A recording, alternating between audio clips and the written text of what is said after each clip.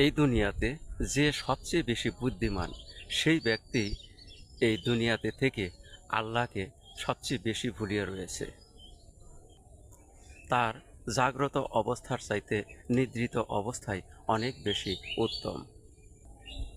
সে পৃথিবীর মায়ায় পড়ে পৃথিবীর ধন সম্পদ সুখ শান্তি অর্জনের জন্য সে পাপ কার্যে লিপ্ত হচ্ছে।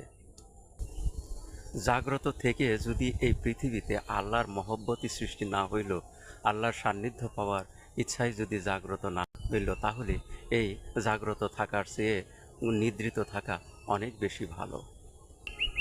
এই পৃথিবীর মায়ামোহে পড়ে যে এই পৃথিবীর ধন সম্পদ অর্জনের জন্য পাপ কার্যে লিপ্ত হলো, উঠে পড়ে লাগলো তার সুখ শান্তি অর্জনের জন্য, পৃথিবীর সুখ শান্তি অর্জনের জন্য, তার কাছে আল্লাহর এশকের আলো কখনো পৌঁছায় না, তার অন্তর আলোকিত হয় না, অথচ তার রূহ আল্লাহর কাছে প্রত্যাবর্তনের জন্য সদা ক্রন্দনরত থাকে।